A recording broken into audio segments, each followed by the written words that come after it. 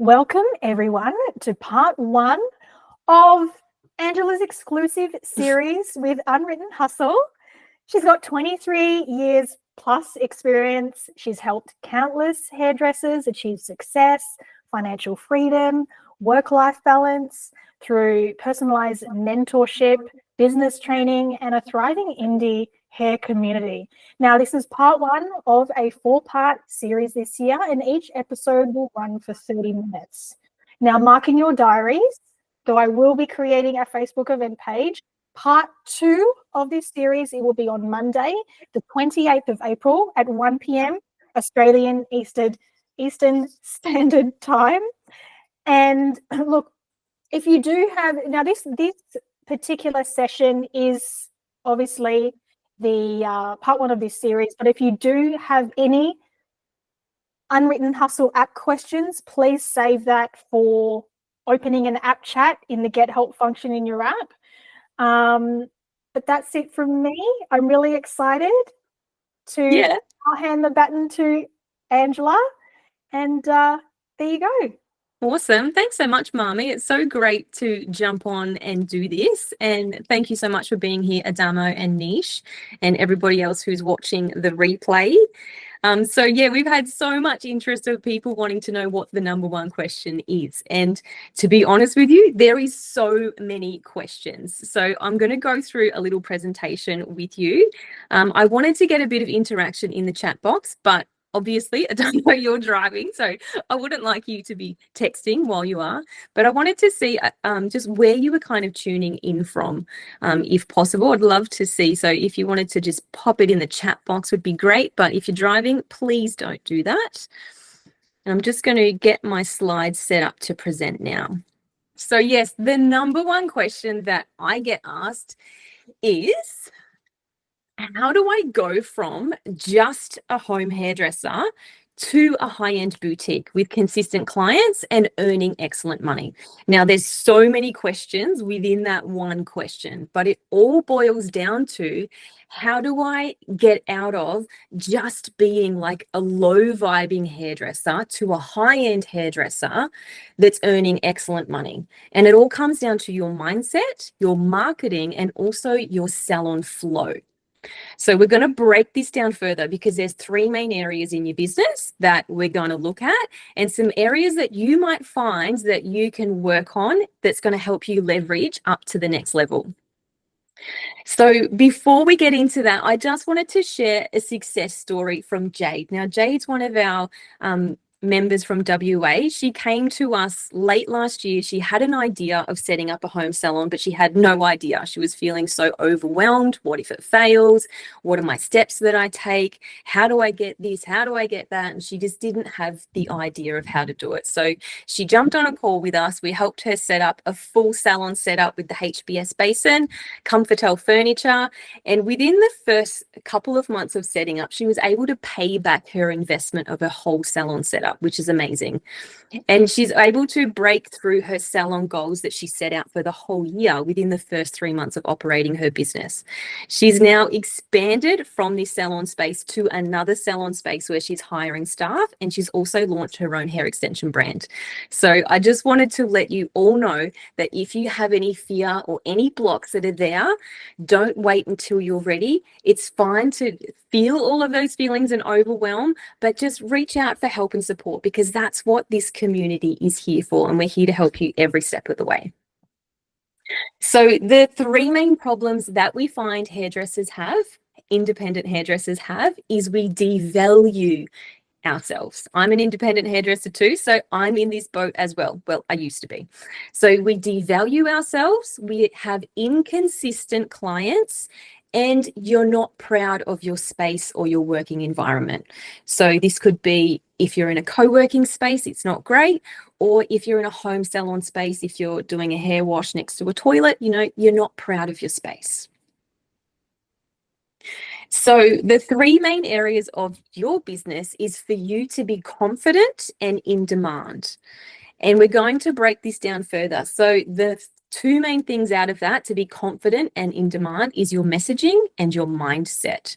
So the opposite of that is devaluing. So when you devalue yourself, you're not going to be confident, you're not going to have a good message, and you're not going to have a really great mindset. Your full books, so this is to be completely booked and booked in advance.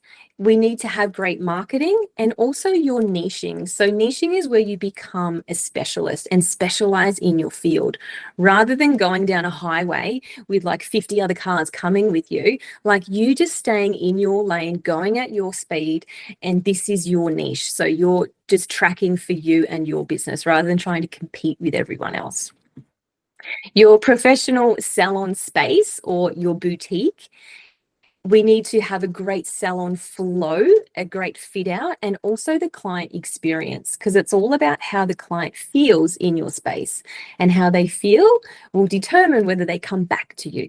And if you're not proud of your space, then your client's going to feel that you're not proud of your space and they're not going to want to come back. So let's break all of this down a bit further. So your mindset. What holds us back is the imposter syndrome. And when we use the word just, now I'm pretty sure every single one of us has used the word just before something. And when we use the word just, whatever comes after is devalued. I'm just a home hairdresser. I just work from home. I'm just a mum. This is just a mint. You know, it devalues it. So I would love everybody to just delete the word just from their vocabulary, because you are an amazing hairdresser and you are fantastic at what you do. So let's not devalue ourselves anymore. You can undercharge, you can discount, you can feel guilty about your pricings, and of course, you devalue yourself. And you don't see yourself as a business owner. You see yourself as, oh, I just work from home, or this is just what I do. So when we shift this mindset, we start to see ourselves as the business person, and we start to see more value, and we're charging based more on our expertise rather than the fear of losing our clients. So we step into the business owner mindset rather than this is just a hobby or it's just something that I do. And what happens when we change and we shift that mindset, clients start to respect you more, and they respect your pricing, they respect your time. There's no more discounting, there's no more working for free, and you're going to attract people that value you, but also value your service. Your messaging is the heartbeat of your business. So what I mean by this is your salon value. So it boils down to absolutely everything in your business. So your salon values define who you are as a person, who you are as a business, what you stand for, how you serve your clients, and how you guide your business decisions that shape your brand and attract the right clients to you. So what makes you stand out from the rest? And rather than somebody else going to somebody down the road, why do they want to come into you? So this is getting really clear on who you are as a person, but also what you offer in your business. Because as an independent business, this is a solo journey, like as much as we're all here together, but this is you. So you get to create this space like exactly how you want it. So in this photo here, this is actually my salon space, and I've got some sound healing bowls here. So at the basin, sometimes I will do a nice, beautiful sound healing. I'll do some energy healing. I can do Reiki, things like that. So when I start messaging and promoting services that I do, when I'm using the energy healing and things like that, if people aren't wanting that, I'm not going to attract those clients into my business. So the people that are like, oh my God, I love that. I love that she does that and offers it. It's not just about hair.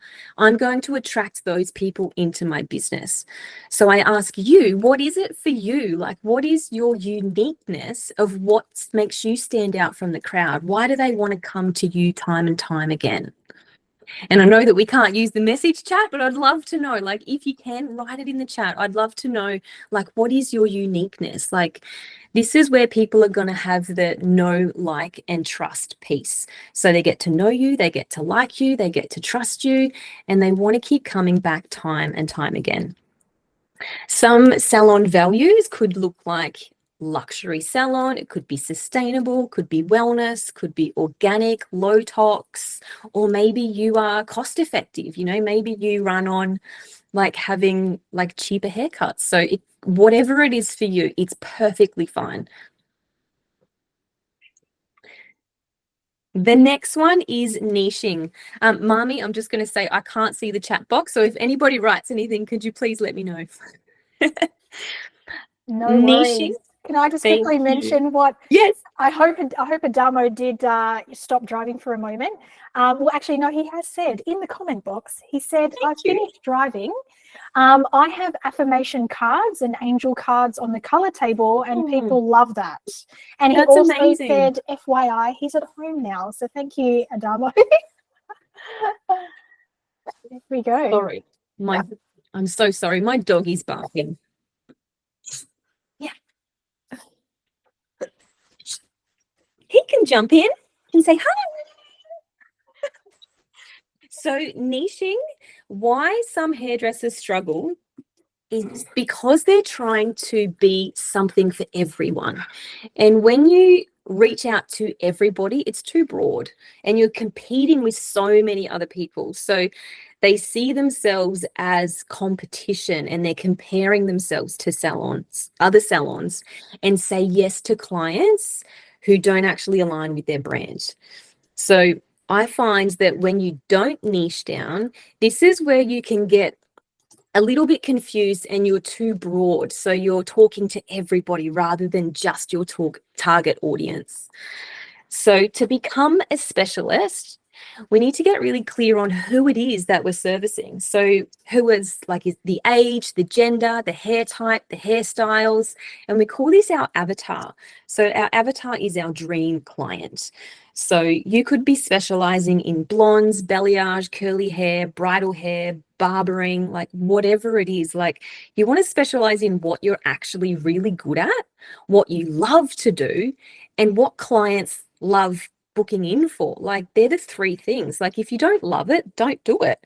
I don't do perming. I don't really do kids cuts. I don't do keratin smoothing treatment. So if you don't love it, don't do it. Don't offer it. What you love to do, make sure that you niche into that and speak directly to your avatar in your marketing and also the messaging that you put out there. And now Adamo, who's just mentioned, he's definitely guilty of that. Okay. Yeah. Speaking to everybody. Adamo? Or not, yeah, not niching. I kind of like my service list is stupidly long because I have this thing where I pride myself on being a hairdresser. So I color, I do extensions, I do all that, but I know what I want to niche down in. And perfect. And it's what is very that? interesting that you're talking about all this right now because I'm like, oh, okay, just because you can doesn't mean you have to. And you know, it's a good reminder because you just want all the clients you can. I'm like, well, if I just offer everything. But when you make room for other clients, your high-end clients, so if you are just trying to get as many clients as you can right now, like you're going to get quite full. Whereas if you say no to everybody, like just everybody, and niche down into what it is that you actually really love, you get to put your prices up a bit more. You start calling yourself a specialist and people are going to want to come to you because you specialize in that.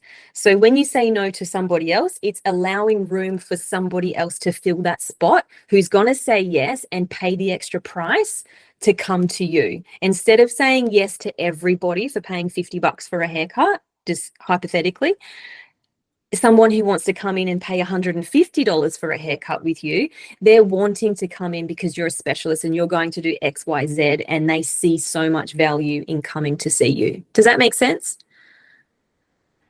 Totally. I feel like, yeah, I think I already, even when you say that, I'm like, oh, okay, I'll go down these paths because that's what I'm best at, what I enjoy the most. And I guess when you're excited about what you're doing, it is really, really exciting. But as a business owner, sometimes you're thinking, offer everything just in case. Yeah, and look, there might be days that you want to say yes to someone, and that's okay. But when you niche and you specialize, this is when you become you're raising up. So in the beginning, it was, how do I go from just this to this? So it's leveraging up to that next level. So I challenge you today, Adamo, to update your bio, start offering the things that you actually want to do, like whatever it is. Call yourself a specialist. I specialize in this, this, and this, and update your bio today. So we're going to talk into that next, but clients are going to want to pay more to come and see you, and you'll start to attract them who know that you specialize in these things. So for me, I call myself a blonde specialist because this is what I do. And people come to me, I've got blonde hair, and people come to me because they like the blondes that I do. Now, Lexi quickly has mentioned, I think you'd rather quality clients, not quantity. And if anybody is someone that specializes in things, I'm just going to say Lexi, she does amazing head spas. Oh, great. I love that. They're so awesome. Yeah. Yeah. And 100% agree with you, Lexi. You do want quality over quantity. And that's what I mean by leveraging up and having, you know, quality clients who are wanting to pay your price, who actually respect you and value your time, rather than someone who just wants to get in, get a quick haircut because it's cheap. So this is where we're getting out of that mindset of just a hairdresser to leveraging up to that next level. So this is what it's all about. Let's move up to that and get quality clients consistently booked and earning excellent money, because you absolutely can. And I want every single one of you to be earning excellent money. So marketing is getting seen and getting booked. And where most people go wrong is where they rely solely on word of mouth. And don't get me wrong, word of mouth is an amazing type of advertising with your friends and your family. But if we're not using other platforms and other things, this is where we can go a little bit wrong. If you're not using social media in strategic ways to leverage yourself out, and when you're talking to everybody rather than your target audience, if you're inconsistent with your posts and not showing up, and if you don't have your social media set up properly, so your bios, your Facebook banners, links to book in with you, because let's face it, if somebody comes to your page, they suss you out. They want to come and see who you are. So this is where we go into the know, like, and trust. Who are you? What do you do? Like, what type of hair and everything do you do? What are you really good at? And then, okay, you're amazing. I love everything you stand for. How do I book in with you? So this is where you have to have links telling them directly, how do I book in with you? And this is in your bio. And also, if you run off Facebook, you can have that banner photo. This is like your website. So if you don't have a banner photo done properly, and you can do this on Canva completely free, but you need to just have some things on there of how to book in, some photos, what you specialize in. So if people come and suss you out, they know exactly who you are and what you do. Rather than having a beautiful photo of your family, have a photo. Oh, sorry, not a photo, a banner photo, which is like a website telling them who you are and what you do. So how you fix it is becoming really clear with and understanding social media. Reels are amazing, doing some little before and afters.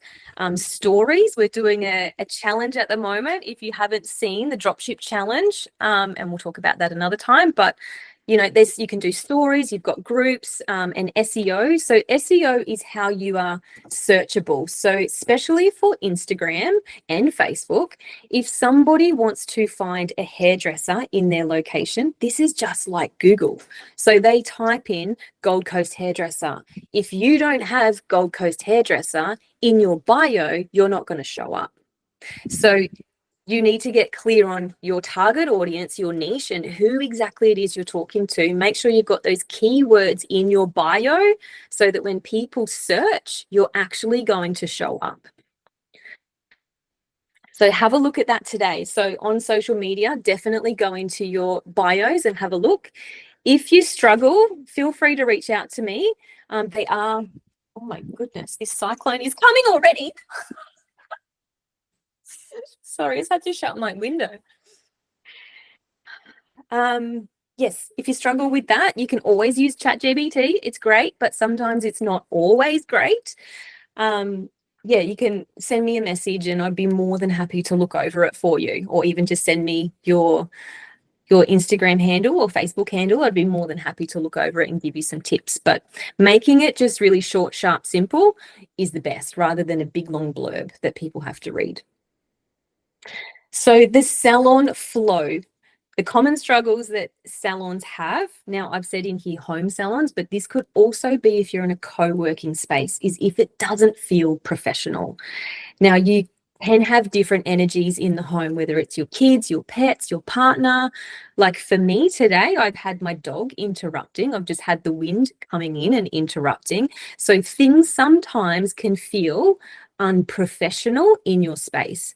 If you're in a co-working space, you could have other staff members or other clients and things like that that could come in and disrupt the energy of the space. And also your energy that you show up with. So if you're not showing up in the best version of you, and you've just had a fight with children or partner or whatever, and you go straight into work and don't give yourself time to actually decompress and reset your energy, your clients feel that. So make sure that you feel aligned, your salon space feels amazing before you actually start your day. How to level up is to design your space with the intention to make it look fantastic and professional. You want it to be a premium space. So I'd love for all of you to walk into your salon space this week, whether it's tomorrow or today, and actually just take a moment and go, how does it feel in my space? Like, how do I feel in my space? And if it feels great, amazing. Like, do I feel calm? Do I feel relaxed? Do I feel overwhelmed? Like, how does it feel? And also ask, if I was to change something, what would it be? And see what happens. Like, you might look at something and go, oh my God, I need to change that reception desk from there to there. That would just be such a better flow. And see what comes up for you. If I was to change something, what would it be? So when you have a beautiful setting space, you're able to reflect your prices. So your salon setting is definitely going to be a reflection of your price point. So when I first started, if I can share, completely honest, because I came from, DV relationship, left my husband, and I went to just a little renter with my kids, a three-bedroom renter, and it had this roller door that you lift up the garage. And I started in there. And I started in that salon space, garage, and I set it up with a plastic portable basin. And I was in my kids' bathroom, and it was not professional at all. And I was not proud of my space. Whereas now I've stepped out, leveraged up, and I'm in a beautiful home salon space. So when I had clients where I was rinsing their hair, I used the hose from the shower, and they were laying back and they were next to a toilet. Yes, I had the lid closed and everything was all looking nice and clean, but they were actually next to a toilet. So I did not feel comfortable charging high-end prices or premium prices when I was not proud of my space and they're sitting next to a toilet. So just to give you an idea, your salon and your space is going to reflect your price point. So when you put in the time and effort and make it look beautiful, you're able to charge those higher end prices. And people feel like they're in a luxury space, and they actually prefer coming to a home salon where it's one-on-one and they're not being interrupted by every other conversation that's going on in the salon. They actually prefer having the one-on-one time with you.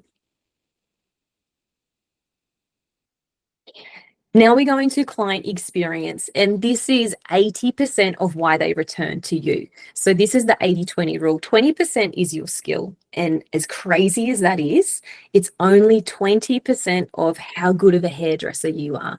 The rest of it is all the little things. It's how they feel. It's the experience. It's like the cup of water that they got. It was the music that you had on. It was all of the little things, the oracle cards or the angel cards that you had.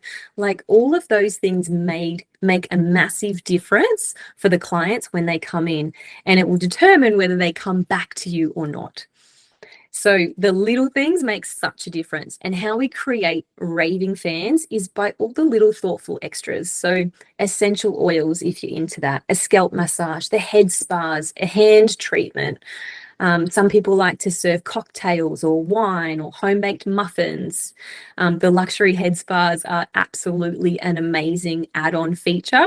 I don't have one. I'm looking into one, but like there's so many beautiful things that you could do in your salon to create this beautiful experience for them to want to come back time and time again. And what happens when you have an amazing client experience is clients become long life fans of yours, and they're so loyal. They want to come back, they want to support you, and they love how they feel.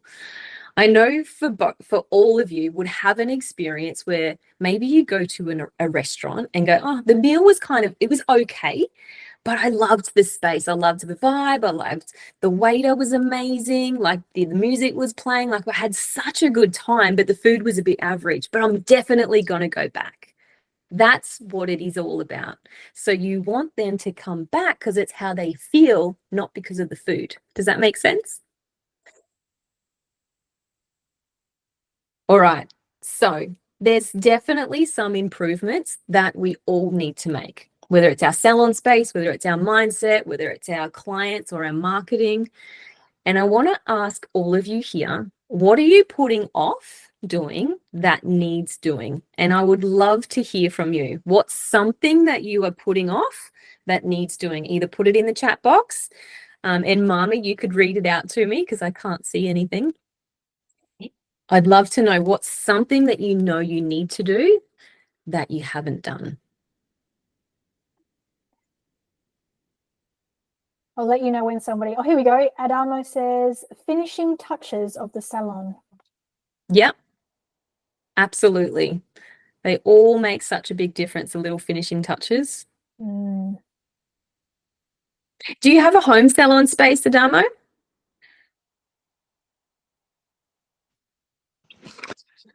So no, I've actually got you know, like a commercial space, but Yeah, it's perfect. custom.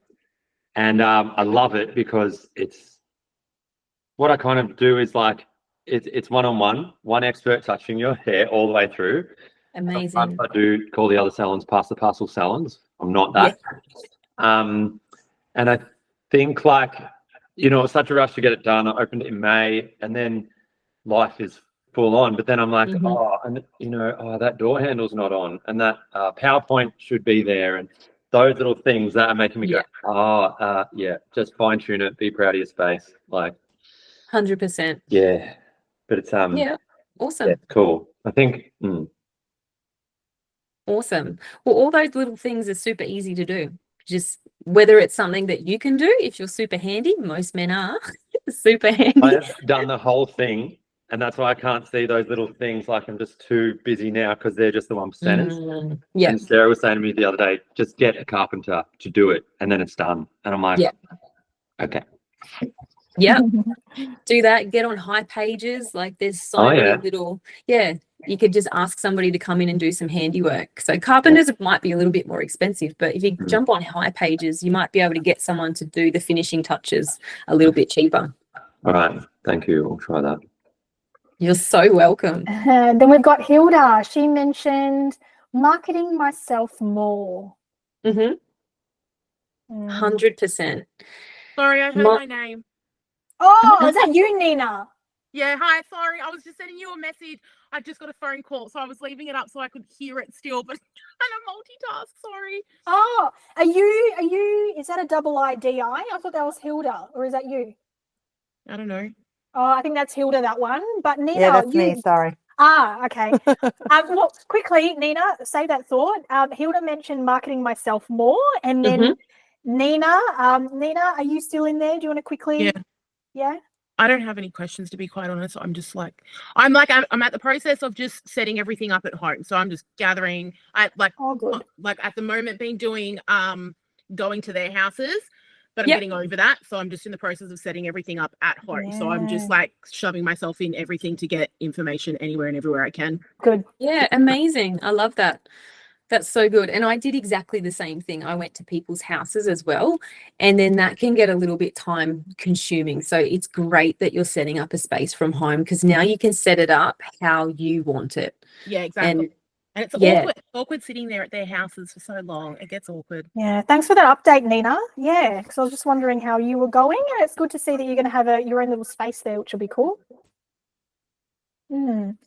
Sorry to skip over you, Hilda. Hilda mentioned marketing myself more. So, Yep. Angela. Yeah, perfect. So marketing, you can do this on social media completely free, which is amazing. So jumping into stories more, doing before and after photos, even little reels. So you could set up a camera on a tripod and just film you working and just like doing a little bit of hair. And then you can post an after photo like after that and just put some nice words over the top of it. And it just creates a bit of a feel of what you do in your salon space. And if you want to sell the experience, so let me ask you, is there an experience that you offer in your salon, like something that people come to you for? Just the usual actually. Mm-hmm. And like I do like treatments at the basin, and then they have like the iPad, like not over the eyes heat packs. Amazing. Yep. Yeah. So what you could do when you do that is get somebody to film you or set up a little tripod. You get them from Kmart. When you're doing a ritual at the basin with a hair mask and the iPad, just film some of it.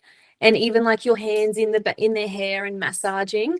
And so it creates this beautiful experience and people go, oh my God, I want to go for that. You know, it's all about creating that desire for them to want to come to you. And just filming little snippet things. It doesn't have to be big and hard and confusing. Just like the things that just come through and you go, oh my God, I should film that. Actually do it. Rather than going, oh, I've got to wait till everything's perfect. Like just actually get your phone out and film it. Yeah, thanks. It's actually true. Yeah, it's so true. Yeah, it's so true. And then Lexi, she said she finds socials to be a second job at being so busy. Oh, yep. I hear you, girlfriend. Yeah, 100%. Like they're another job in themselves.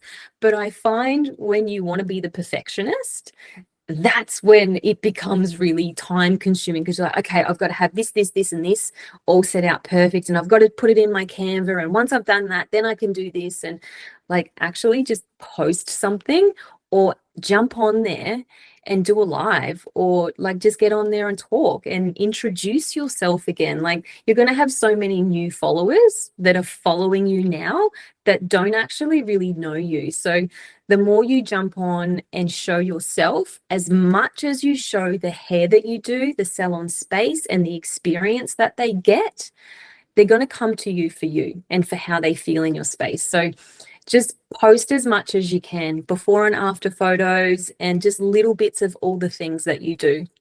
But 100% it can be time consuming, and I totally agree. You can, some little tips that you can do is you can pre-post them, but that didn't make sense. You can schedule them to post at a later date. So you can do this in Facebook, in your ads manager. So you can do it through there, and you can like set them up to post out, and then it goes over to Instagram. Or you can do it in the morning on Instagram when you're laying in bed and you haven't fully got up yet. You can write a post and you can schedule it for later. So you can always do that as well. So there's different ways that you can schedule things for when you're in flow and you feel like you can post something, but it's not the right time. Just schedule it for later. So Lexi mentioned she schedules for a week. She said she schedules for a week prior. Perfect. Yeah, See, you're already onto it. Yeah, we're too hard on ourselves, Lexi. I've seen your content. Yeah. Yeah. Then Adamo mentioned sometimes he uses templates on CapCut for a high impact post. Yeah. He is still experimenting, but it gets people asking me about them. So there you go. Yeah. Like, oh, how did you make that video? And I'm like, oh yeah, really easy. So, that's good.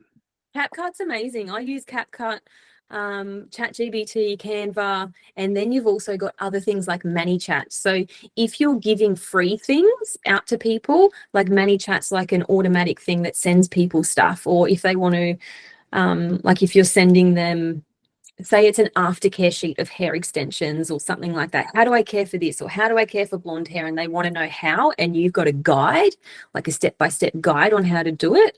It sends it out directly to them if they comment a word blonde or something. It sends straight to their inbox. So there's some great things that you can use that are completely free, which is awesome. And yeah, CapCut I love. Yeah, that's what we've got at the moment with all the plans. So thank you, those that have contributed. That's fantastic. No worries. So good. So that's pretty much it for me. And I have a gift for every single one of you. And this goes for everybody who's here online live now. And I also want to extend it out to anybody who would like to take the opportunity who's watching the replay, is a complimentary business consultation. So this is where we'll just go through everything. If you've got any questions and you're like, how do I get from here to here? We'll be able to help you get through those next stages. And this is my gift to you for being here and showing up. And I really value every one of your time right now. So thank you so much for being here. Great. Adamo put his hand up, but is that because he wanted the complimentary gift or because he had a question? I just want to say thank you. Oh, you're so welcome. Lexi says thank you. Hilda said thank you. Everybody says thank you. Thank you so much, Angela. So, Angela, do you have anything else you want to mention before I just kind of wrap up with a bit of information at the end? I think that was pretty much it, but just get out of your head and just do your own thing. Like, nobody is you, and that is your power. Like, you are your own uniqueness, and people come to you and your business because you're amazing at what you do. And when we start comparing ourselves to others, this is where we start to devalue ourselves and get into that imposter syndrome. So just stand proud, be amazing, and just go for it. Like, you're all so amazing at what you do. So amazing. Now, Emma Craddock has mentioned thank you with double exclamation. She said, I wish I didn't miss the start of this. Emma, watch the replay. Watch the replay. Kerry, lovely Kerry, has said thank you. It was an interesting listen. Nina said, have a great day, everyone. Thank you so much for the info and your time, Kiss. So thank you, everybody, for joining. So what I'm going to do is I will email to all of you. I do have your email addresses, obviously, in our system. Angela and I will email you the replay of the session. But of course, Angela's email address will be in that email. If you have any questions for Angela, please piggyback off that email there. Angela will probably come in and ask you a few questions as well, seeing how you're going. But also it'll be the communication of when and how, obviously, Angela and yourself can tee up that complimentary 30-minute one-on-one business consultation, which is so exciting. Thank you so much, Angela. Good. You're so welcome. Thank you. It's been amazing. Now, part two, everybody, part two of Angela's business webinar. It will be held on Monday, the 28th of April at 1 p.m. Australian Eastern Standard Time. So please mark that in your diary. I will be creating the event page very soon, which will have the Google Meet link, just like exactly what you've done today. But in the meantime, take care. Have a wonderful week. We will send you that email very, very shortly. Amazing. Thank you so much, guys. See ya. Bye. Bye.